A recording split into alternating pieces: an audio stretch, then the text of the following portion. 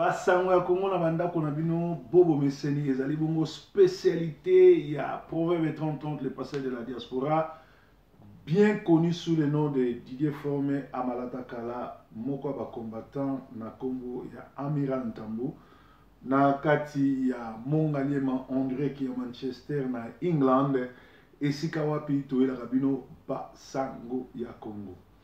Basango ya Congo na ngonga oyo ezali ya koyinda ezali grave parce que na ngonga oyo esengeli boyeba ke makambo nyonso tozoleka na Congo ezali makambo oyo biso moko ba Congolais tozali bongo lembele, biso moko ba Congolais tozali bongo ba corrompi, biso moko ba Congolais tozali bongo ba incivique, biso moko ba Congolais nde tozoko retarder libération en mboka, et pourtant soki mboka eza sous occupation en tout cas ba kendaka na ba élection te na ba occupant, mais bato tout ba komaka ba résistant ba telemelaka occupation pe ba benga na occupation après boke na ba élection likambo to banda ko lobango banda kala, mais okamwisa biso que ba docteur en droit, ba professeur, ba éminent professeur bao bazali censé ko chichi biso to ko enseigner biso droit bangonde bazo sala ba buzo ba munene ndengwana. Alors qu'est-ce qui se passe na ndenge na ebisa bino que Kabila comprendre que mandat esili ba Congolais balingi lisusuté, mais lokola les occupation lokola alinga tikala nanko, qu'est-ce qui va se passer? Alors et là on est kolega awa tozana des format alinga sala. Premier format et ali que ba jeune ya peu perdre ya Kabila balingi ba exporter les pratiques macabres des miliciens Imone Rakure de Burundi à NRDC. Yango okomona Kabila atindaki délégation ba jeune ya peu perdre kokende na kokutana na Kurunzinzi depuis le 26 août. Kurunzinza kokutana na ye po na kokutana ba jeune ya nini ya peu perdre pour na koyebisa bango ndenge nini bakoki ko se découdre na population. Soki pe bolandi interview ya Zoba to Nyangalakata ya Mashala oyo azali bongo Mario epa ya tchala mwana la mvute bokomona makambo nyonso to alobi bazozela population, alobi bato mosusu bakokonda tout simplement parce que dans sa folie de s'accrocher au pouvoir, pour le pouvoir, les satrapes congolais, les criminels rwandais qui s'est déguisé ou bien qui s'est fait passer par Joseph Kabila, et pourtant c'est un Rwandais, a découvert un nouveau filon. Il s'agit de la coopération entre les tristement célèbres Imbonerakure, les miliciens du dictateur burundais, et la Ligue des jeunes de PPRD. La Ligue de PPRD, Naza en direct et après Breaking News, Soko Rolobolobi, Sogite aux Zélinga après à rappeler. Allô, Naza déjà en direct après Breaking News.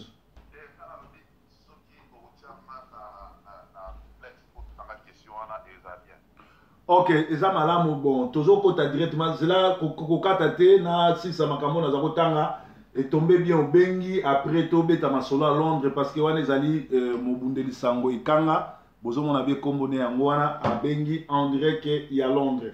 Alors tozali kotanga moi parti au 2 minutes après na zongolo ikanga ko kozana liko kokata te. Alors balobi boye les ligues de jeunes du PPRD inquiétant sous la douce appellation Ligue des jeunes du PPRD, c'est dissimule des miliciens de la mouvance kabyliste. Ces jeunes se sont rendus en ce mois d'août au pays des dictateurs Pierre Nkurunziza. Sur la photo, on remarque quelques Quinois bien connus, ceux qui se ressemblent de la sagesse populaire. On imagine que les jeunes kabylistes sont allés apprendre comment faire taire tous ceux qui tiennent un discours politiquement incorrect à l'endroit de leur autorité immorale. Les Imburi Rakure ont récemment menacé de travailler sur Pierre Ndaizeye, les prédécesseurs de Nkurunziza, traduction éliminer physiquement les membres de la Ligue de jeunes de l'opposition. pourrait apprendre à l'air de pan que le Congo Kinshasa n'est pas le Burundi. Joseph Kabila n'est pas congolais, c'est un Rwandais qui a tué et qui doit être arrêté. Et quand on a un duplex, awa eza koyinda parce que ba benginga ba yebisinga que makambuto lobaka ya ba pasteur ezalaka ya solo. Non seulement ba pasteur congolais baza bongo ba ndoki, ba bomi ba couple belé, ba détruit, mais bakangi ndeko mususu Joboke o azali adjoint ya aventurier ya Maps na Londres azali koyiba ba whisky ezali nini ndeko ekanga. Merci à toi, gouverneur. Le moment ma casse, pardon. Merci à toi. Très bien, c'est le 5. Donc merci à toi. Au moment où tu y a un masolo, tu y a un masolo, il y a blague.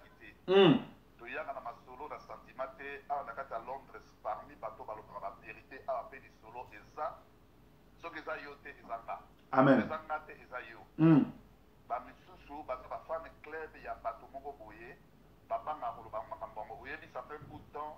Ba pasteur ba corrompre ba chroniqueur na ba animateur ya ba réseaux sociaux surtout en Angleterre ba corrompre ba mon ndinga blague té ba ne pas seulement ba corrompre ba physiquement mais ba corrompre ba ba problème spirituel au bango moko ba kende pa na bango so ko abdela ka so ki posta ta ke pa na e AFC e bondela a comme si pasteur wana ngona neti oto mo za likolo ya makasi alors tout comprendre ba aventurier histoire est vraie tant que bitara histoire ya Eva na scène pour ma solo moi. Ouais. Il y avait d'autres gens qui ont défendre les médias, les abouis. Avant de bien les Cambouana, les diffamation. Il faut y avoir la télévision, Kolobayango, qui est diffamation. Il faut oser un élément où ils ont prouvé. C'est-à-dire, il faut ça l'enquête de tous les deux côtés. Ouais. Au Bengi, mais c'est là que nous avons les Cambouana, nous avons défendre leur sentiment. Nous avons bien dit prophète, nous avons fait ça. Ote makambo mutana zoba eza lokuta eza tena solo eza lokuta oui nazonge pa na mutuana mais makambo zolo bangala uti otuna prophète eza lokuta iyo lo bindenge nini so na moni clair ezate pour la sa réputation na ngate na kobatama na omela mana ko bango te so iyo so lo dio ko ke lo eza diffamation so na yeli so prendre so makambo so makambo lo baka ba ko kate histoire est vraie ezaki lobi na 11h na zalaki na leader na biso awa ya Beckton. Ouais.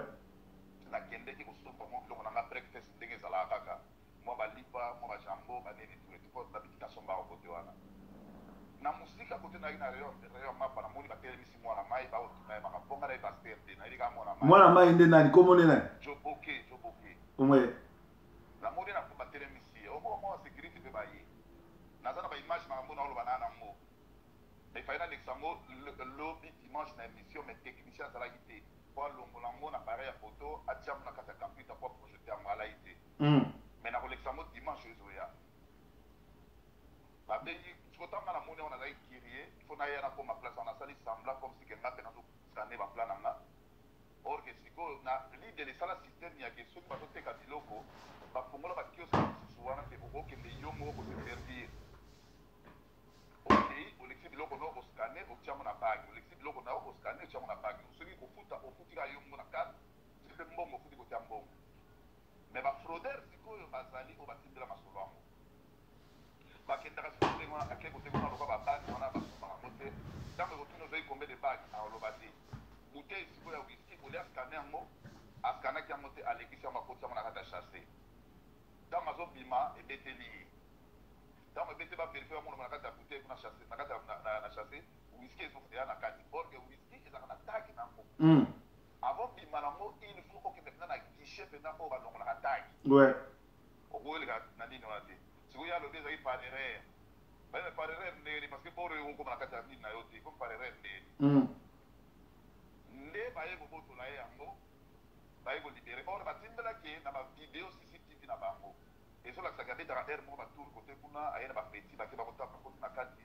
on des aka na kata shop ko olia na yo mais o go bi mana mo nyamote ouais les tabo ya na kata shop ali ba clips ba nini tout estili ali abeti tour na e abimi akei sans ya futa de la même ba petit ndengo wana eza na solo ya vrai na za ba vidéo na mo so que ça va qui apparaît dans la kilo te na ngao tindelo vidéo mo ibo mo na ko te kuna nous avons na confirmé à 100% que sur les après mais ngana yoki siko ke petit odombo azolinga asala démenti petit wana chaque fois tango na dénonçaki makambo ya Eva na Sena petit wana azwaki le devant aye kokotela ye akotelaka bafo bapasteur aza na grand problème mwasi nazobota te olia luka biso batoto wana nguya to tie maboko mwasi abota mazoluka kaka baproblème kokotaka makambo ya lokuta do ye mpe azaka ntior ou bien azaka fitina mpona nini ye alinga démentir et pourtant ye aza na vérité te.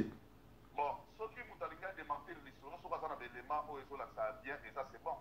Démentir d'abord eza na deux sortes ya kodémentir. omoni bamédia bakota yango na kati ya loyenge te soki oza animateur soki oza média bakota yango loyenge te. D'abord moto azodémentir eloko azongaka na même place oyo likambo yango balobelaki yango aye kodémentir. Soki ozodémentir na mopanzi ozalaka ozoluka base. Donc il faut démentir. Soki moto akodémentir ce n'est pas ye moto akodémentir. ezali ye moko na soki na yango aye azala libre aya mpenza na aire de vérité na tikeli option eza libre aye mpenza aya kodémentir yango mpa nanga ke makambo oyo nga na lobi yango eza ya lokuta napesi ye mpenza chance wana aya na plateau ya aire de vérité place oyo nga nalobaki yango aya kodémentir yango soki asali kaka bande bajangi basalaka kodémentir ezalaka te ke oye non so bafundi so balobi no na likambo na BBC okokende mpenza koluka nga na BBC olobi makambo moto na lobi eza wrong nga nalingi na yeya bakopesa o mpenza na journaliste wana otuna lobi makambo oyo olobaki mpo na nga est ce que eza ya solo parce que nga nayebi yango eza ya solo koprouve ma nga soko napesi eta wana aluka nga tokende nga na kati ya plateau na démentir adémentir makambo yango mais soki eza ke mutu moko alingi nga na ndenge na ye olatika likambo soki ocomprendre yango mais ntango bakoya kosumba obimisa siko émission yango sikoke eza ya solo omona teke mutu na ye wana eza lokana nti akokosa yo nga na bona et puis et pour quelle raison nakende oraisonner ka mutu wana na oraisonner bwana na carnet d'adresse nanga na raisonner kutu ye te yo yebi yango to raisonner kutu ye te sikoyo tokende oraisonner bwana histoire ya vrai dimanche prochain nakolakisa yango na kati ya plateau moto akodémentir yango lelo eza nango problème ya te mpo ngami natala babilo na bango pena te mais soki adémentir yango problème te mais ntango bato batalaki ye ntango adémentir yango bakosutuka kote oyo ke me nabimisi bavérifie yango bavérité yango ye na motu na ye okoma soki na marke nini ekanga mpona kotika yo parce que naza na mosala mosusu osala yo mpe oza na mosala ebele namonaki yo oyambaki bandeko mosusu bosololaki wana balobi ngwanda azwaka mbongo atindaka mwana ne na geme na kozwa mbongo tomoni biso nyonso bafoto ya mwana ngwanda na nani na kabila na bato wana nyonso tu sikoyo eza ndenge nini masolo yango yo moto oyambaki moto asalaki bankete wana. Bon, normalement mokese aza na baélément ebele oyo ezalaki ya vie ngwanda oyo okaki baprojete yango na kapo aza na bafoto moi te natumaki na bige estce eza photoshop te alakisi nga bafoto original bafoto original ezalaka mpendaki boskane yango mpe botia yango siko na design botravaille yango donc ye aza mpenza na bafoto mpenza ya vie ngwanda ya mwana wana ndenge akendaka banini aza nango eza mpenza mabalokuta te aza nango alingaki abimisa yango ebele akoza tala basipoto ya ba 95 aza nango ya 94 aa nango tout donc makambo azoloba wana eza makambo eza ya solo na baélément oyo ayaki nango esprit eza bafoto mpo ya kala eza bafoto ya lelo te bafoto ya kala oyo mokende ye nango donc bavérité makambo alobi eza yango omoni ke ndenge tosolaki na yo ke tolongola na ordre du jour na biso tolongola nano makambo ya soulèvement populaire parce que soulèvement populaire wana ezalaki kosalema na tendance ya mabe parce que na soulèvement populaire bato bazali kobima parce que il faut congolais se poser des questions comment soulèvement populaire esalemaka na baquartier mais ekomaka na kati na gombe te ekomaka na kingakati te masi ala mpe alobi boyebi adresse ya kabila bozokende oluka ye te mpo na nini boso boza mibali boya parce que basali baalliance na banani bacriminel oyo mosusu basangisi wana ouais. Or que sikoyo ezalaka sikoyo je ya kanambe akoluka moto moko apesi ye baboule kesala eloko boye sikoyo akodéploye bamilitaire na ye oyo azalaka na bango babimi obteni civile donc mpo na bango ezaloka bazopiége sikoyo bon topiége sikoyo lokola nani proverbe balobaka mingi ntongo tosala sikoyo eloko yango kote ya njili mpo soki masi ya njili ebimi tokochange mpo biso deya tokasivi me tona minduki tokobeta kaka bato wana kaka babale baoyo bakokufe kozala kaka bango babale danger ekobeta na place wana donc babimisi ka bino bato ya njili mpo baye kobanda yango aparte ya njili babi tokobanda aparte ya njili ti tokoya ti bakote aparte ya njili ya baobimisa bayaya oyo bazalaka kote kuna oyo batelemaka na kitiba bokoti ntango bokota babimi kobeta leta bino bamasasi na nini tu bango mongo ata motu moko okufa ozala te préparer que beaucoup de bateaux il y a des mois en scène tant balade à l'eau rouge la piège à ma copine système avec sur la système pas dans les mois en scène c'est-à-dire que là tu l'eau rouge tant que tu piment tu mets le quoi dans les mois en scène pas oyo ba koya pour côté pas juste à Kidiba les bateaux to ko mama moi ça ngwana et le ko ça les gens plusieurs fois yo so mona bateau ma petra bateau na massage bateau ma ngwana o so mona mutu mo na que alali na bande bandelosa ya rouge qui a les mois en scène ba bomi te car ba policier congolais na population edimaki we la population edimaki ya moto ba yinde to ko mona inspiration na de to ba yinde to ka matana na mambo ordre du jour ya soulèvement populaire to longola mo comme ça to tala ndenge ngwanda ba tubi na kasiko na batani nous ne sommes pas des pèses et to tala na règle c'est comme que des loko na yewana ya kiro ba kendera mo ba ta guerre na mo payate ba doit faire cette confiance na temps et délai organiser para mo comme ba prévo alder la puissance on dit que la réseau de la transaction dans des magasins sur le capot hier on va déplacer et puis comment beaucoup c'est là ça leader moko boy aller kana elle tout on peut changer ma conseil kana télévision mais dans ma réunion peut-être dans ma réunion il y a ensemble boy amona na raté en plus Paul Kagame a uta ko zalawana na Paris pe na Belgique à Paris ko ba bimaki jamais ba no bamba Paul Kagame mabanga mais bato ya IDPS bazo sala réunion na bango à Paris ko yeko bundisa bango omoni te ke bango mo bazo lakisa ke baza ba corrompu parce que Paul Kagame ya wana ba kipaki était. Or, guerre n'a pas chose contre les Congolais, les Congolais, ils contre l'occupation rwandaise, mais ils va changer le combat parce que ils vont justifier les Mbongo au Kabila à foutre. Ils vont voter pour tout ça. Paul Kagame Ayaki, honoré Rwanda, à l'instant qui appelle, il y a réunion générale, il y a tout combattant et diaspora. Et il va réviser qu'il y a en Belgique. Awa pe esalema awa tango toyoka ke police kanamba zo na service de renseignement ya mboko yo na leso ki police kanamba ko sala awa eloko ni temwa na salaka atindaka biso ke na Liverpool mona tuza ba fanatique na edo azo zo ba biso alito ke na Liverpool étudiant moko congolais ba intérêt na Liverpool to so para to ke na poto ke ko pesa to do kitsa ba fleur na biso ke tanke ba combattant asala mo mais mutu moko parmi biso de ko tipa di non date wana biso to yebi ke bien mo date wana te parce que na date wana to yede le on est au sala c'est-à-dire ye azalo ko la net azola sa kana mais ya ko prouver biso ya ko tinda biso ya ko lo to sala ni kambogo or en réalité ça ya côté biso to sala makambo na commandement na yete ya mo na zo ba déconner sur tout o ba supaki pour na bango pour ton information on dit que la longoli genre né mais tu wana ko la bo la longola na CSC bon bah il faut comprendre depuis quand on va se nano que ça pour la partie matérielle ba pour le côté ça pour la bo malongola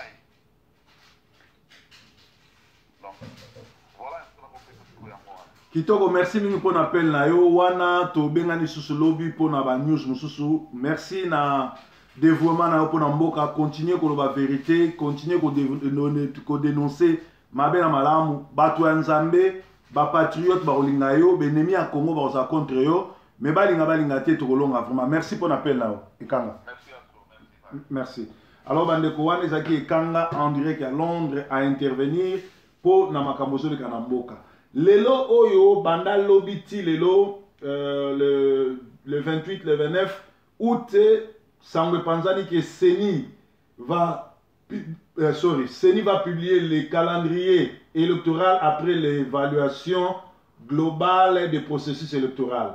Donc, publié le 28 août, à 13h36, modifié lundi 28 à 13h38. Calendrier électoral Seni Kone Nanga, élection Kananga, processus électoral, politique, actualité nationale.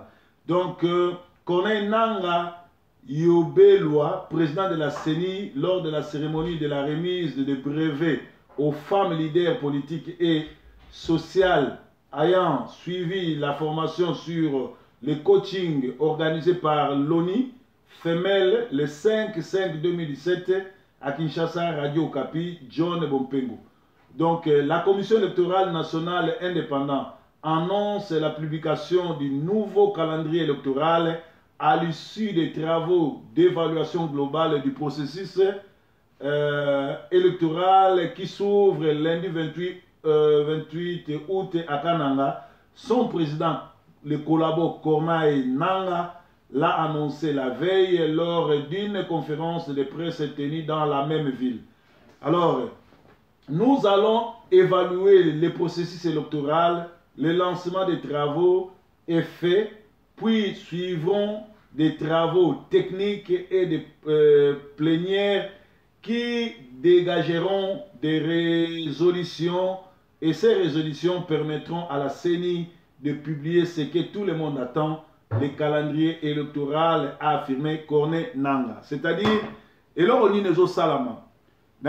Kabila a deux stratégies. Première stratégie, et Ali a tikala ti le 31 décembre, puis azali bon na mercenaire, puis azo compter na bato Kurunzinza, je crois na sina lobeli bango sikoyo. Deuxième stratégie, ezali bomoni bato tout baké ko s'enrôler pour le moment. Oh ba s'afficher, bazui hors de pas Kabila, ba collabo balia ka mbongo Kabila. Pourquoi baké ko s'enrôler bomona ki même Gizenga Oya Palu papa mukolo, un ancien voleur, aïba bambongo, a détourné bambongo, même mbongo ya Mousse Tshisekedi, mbongo ya Kabila, le père aïbango, awa nazo banaza muto bandundu natif ya bandundu, nazo ko dénoncer makambo ya bato Palu bato bandu ba osala, na ko senga pe na baluba bo dénoncer ka babuzo banyoso baluba ba na politique.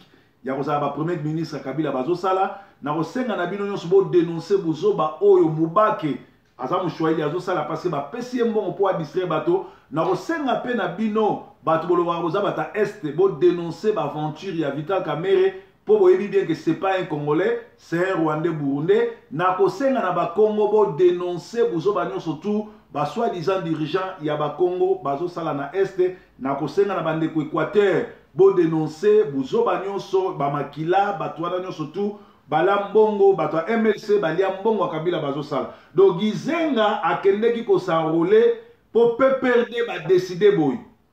Ba monike loyenge ndenge zo kende Congolais azama déterminé. Et bazalaki ko coopérer na Rasop et pesi bango inane mais population essaie timbeli ke rassemblement ezanango continuité ya muyibi baza ko collaborer na Kabila. Alors sorti ya peuple citoyen ya Sidika Dokolo et bangisi bango parce que ceux qui Sidika Dokolo azaki corrompu alingaki ko kende ko s'aligner na Rasop. Lokolo a créé citoyen congolais debout et na simanae azana Angola na armement angolaise na congolais no baza simanae ba comprendre que eza mobulu ba comprendre que baza vraiment na liboso ya moto. Alors bazo sala ndeni bazo sala jeu oyo bazo kende na élection nanga organiser élection mais muto akobima président ekozala Gizenga oya Palu pour aller ba obimisa Gizenga muto Palu po ba moni que Gizenga a collaboré très bien na IDPS et Gizenga a collaboré très bien na PPRD. Gizenga a aidé Kabila ya kotikala na pouvoir pe ya ko diriger ensemble. Or Gizenga azawana atikali na temps ebelete. Alors là Gizenga azo comme président, Kabila a comme président Sénat. Pour constitution ezoloba soki président de la République a kufi, président Sénat a remplacé. Alors scénario bazo sala ngwana a ko sala bo soki kaka ba voter Gizenga après une année ou bien après 6 mois a bomi Gizenga nenga boma Kabila. Nenga boma de Tshisekedi parce que Hippolyte Kanambe alias Joseph Kabila muto aboma Tshisekedi bato IDPS tout bayebi bana Tshisekedi bayebi bato tout bayebi makamwana mais loko bafuta bango mbongo bavanda kimia. Alors scénario azo sala sipezani tokende na élection Palu ekobima ba gagner l'élection mais que la tricherie mais Palu wana le ba comme président Gizenga tia ko mukolo ako umela na yete après 6 mois abomie comme hier azali sikoyo président Sénat akoya ko récupérer kitinae sans problème pour bakolobake yaza président Sénat constitution ezoloba mutu aza président Sénat soki président kufi yé mutu comme président. Alors tozana biloko mibale et tant que pasteur ya diaspora kake anzambe beta Gizenga akufa mikolo ezoya po jewana esimbate pe biso no sobana Congo totelemela likambo oyo parce que Kabila folenga ba constitution ya Congo ezoloba mutu akoyi ko se représenter président kaka 2 fois. Il y a ça la 3 mandats cette fois-ci, hier soir le président, place n'est dans CPI parce que dans mon Congolais, Azali au moins n'a plus de 18 millions de Congolais au Bakoufi. Tout soutenir Sidika Dokolo, tous à la Simanaye, Petoti Kakabila te akendeti le 31 décembre parce que après ça la aventure, Ngonga Yangoyo, Congolais to telema, to bengana Kabila pour bager au nyonso tout là. Et Zalaki Bongo, breaking news en direct à Mongalema, pour 30-30. Baba for now, yes was en colo, na lekeli boy.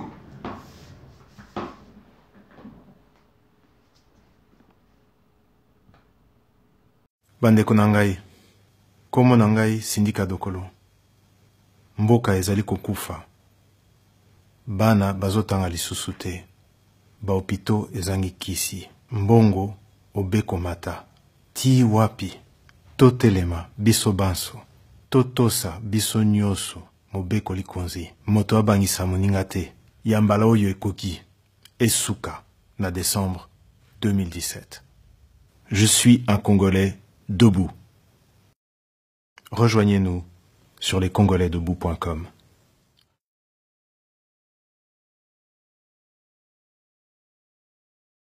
École qui mbangiste ni no moni, université na bango basala na bongolwana. Et puis ça combien de médecins, combien de juristes par année? Qui vivra verra. Bandeko bakumbangiste bon bolbake. Le président Joseph Kabila Azali, président a promesse. Soka azati lelo boye, eza poete kimbangu déjà lo baki yenda ko bongisa mboka. Okomona teke profession ne kolata senzoto. Qui vivra verra. Mais ce que Zaki 4e président au bongisa mboka, Kabila est venu, il a fait 20 ans. A bongisa mboka to a BBC. Profession ne s'accomplit ou bien c'est une fausse prophétie. Bango bako sala bilan. Bazoku misakabila parce que bake ko tongela bango nkamba Nouvelle Jérusalem. Bazoku misakabila parce que so bakangi mutuka na bango na balabala babenga na police ba libérer. Yango nde biloko zo sala bango ne sengo. Mais baby passe ba congolais les kimbangistes que tu vois là sont des kabylistes mais aveuglés. Ils sont là pour glorifier. Qui vivra verra. Bazo vivre dans ba conditions la plupart ya batu basamba na kimbango bafana na Selembao. Allez voir la vie ya batu bazana kati ya Selembao. Qui vivra verra. Et si on moni na kati ya mboka entreprise nini bato kimbangiste basala o epesa ba congolais musala et so monango wapi et so monango wapi école kimbangiste nini on moni université na bango basala na bongolwana et puis ça combien de médecins combien de juristes par année qui vivra verra. Lorsque une église commence à montrer sa couleur, ce n'est plus une église, ce n'est plus une église et comme un parti politique. Donc kimbangiste c'est un parti politique. Désormais biso toujours content on voit parti politique, il y a majorité présidentielle. On n'est pas devenu congolais par demande ou par pitié, encore je le dis.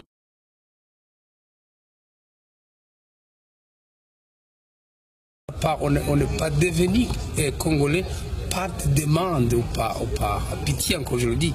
Non, c'est des questions de droit.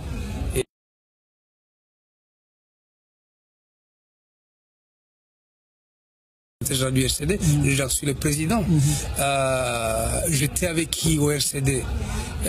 J'étais avec Lunda Bouloulou, j'étais avec, il est du Katanga, j'étais avec Wamba Diawamba, il est du Bakongo, j'étais avec Kinkei, il est de Bandundu, j'étais avec Mende, on a négocié l'accord de Lusaka avec Mende. Vous savez qu'il était le porte-parole de la délégation du RCD. J'étais avec qui? Il est du Kassai. J'étais avec Tamo Mamba, qui était le chef de la délégation. J'étais avec qui? Avec Ndundo, qui est de l'Équateur. Alors, vous ne voyez pas tout ça. Et vous les avez vus dire quoi et quand pour les comparer à mes déclarations. Donc, mais il y a eu des alliés. Et si le Rwanda nous a soutenus, vous avez entendu Jean-Pierre Bemba condamner l'Ouganda qui les soutenait, et il est étranger pour n'avoir pas condamné l'Ouganda pour cette guerre-là. De là, on peut dire que vous êtes aujourd'hui responsable de tout ce qui se passe à l'est du pays, parce que c'est vous qui étiez le déclencheur de ces mouvements. Prochaine. Préparez vos questions. D'accord. Je pense que les gens nous devons lire l'histoire correctement. Et l'histoire immédiate est souvent plus difficile à lire. Je vous donnerai mon point de vue à ce sujet. Je ne reconnais pas de responsabilité au-delà de celles que j'ai assumées, elles sont gonflées. Elles sont gonflées aujourd'hui. La guerre, c'est la guerre. Donc, on ne peut pas dire que la guerre est sur le registre des choses idéales, sauf quand elle s'impose. Il n'y a pas longtemps, les évêques ont sorti l'article 64. L'opposition est sautée dessus. Mais c'était pour dire quoi? L'idée est venue de la conférence nationale souveraine. Lorsqu'un pouvoir veut s'installer de façon inappropriée, on peut utiliser la force. C'est de ça qu'il s'agit. Donc, finalement, les choses ne sont pas aussi simples que vous le croyez. Laissez-moi partir. Merci beaucoup. En tout cas, ça a été un plaisir de vous avoir sur notre plateau. On espère vous recevoir encore. Merci. Merci beaucoup. Laissez-moi partir. Merci beaucoup. En tout cas, ça a été un plaisir de vous avoir sur notre plateau. On espère vous recevoir encore. Merci. Merci beaucoup.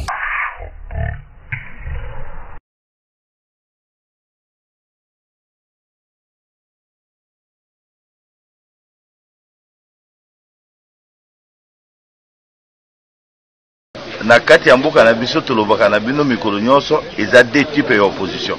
Eza opposition oyo Kabila ye moko a fabriqué na opposition eza contre ye.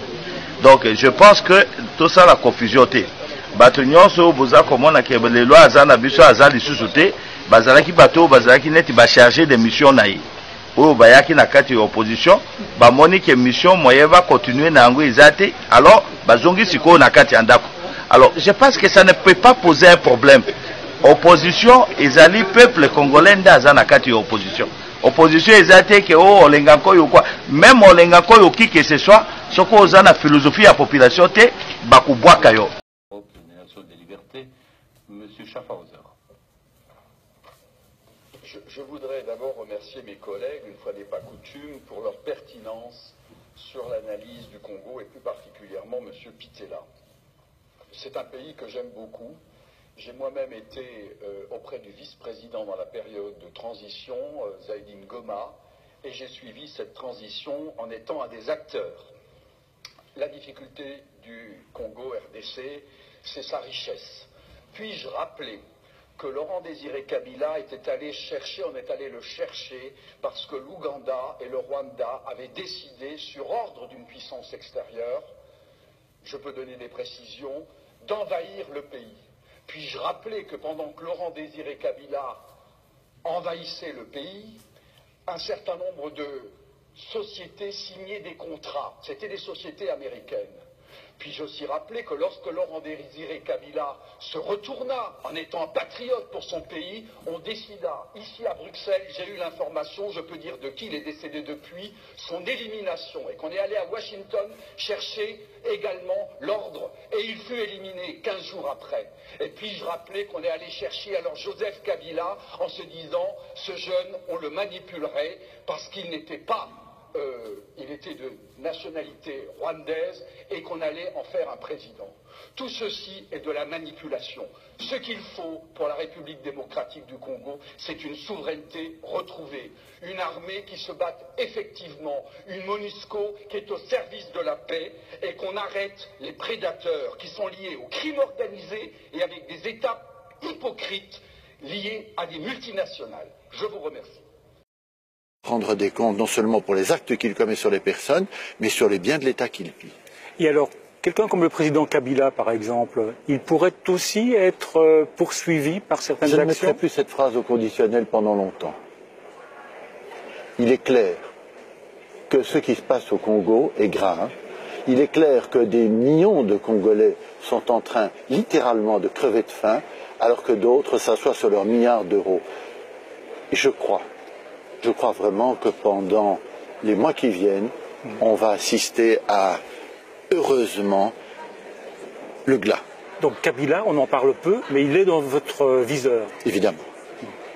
Certains diront que le pillage des richesses de l'Afrique, il a commencé il y a bien longtemps, oui, sous la colonisation. Oui. Il se poursuit légalement, oui, avec des multinationales qui ne sont pas toujours scrupuleuses. Évidemment. Évidemment, il n'y a pas que les chefs d'État qui pillent. Mais les chefs d'État sont aidés aussi par des sociétés sans scrupules qui leur donnent un pourcentage. Pensez à la question d'énoncer des passeports au Congo où un passeport coûte 180 €, vous imaginez, c'est le salaire de combien de jours, je ne sais pas combien de mois pour certains. Une partie, un tiers va au pouvoir, l'autre va à la société qui crée le passeport, et enfin, un tiers va seulement à l'État congolais, dont on sait que par d'autres biais et la corruption, il arrive dans les poches de corrompus. Alors, on va parler d'un autre dossier. Je vais vous montrer une photo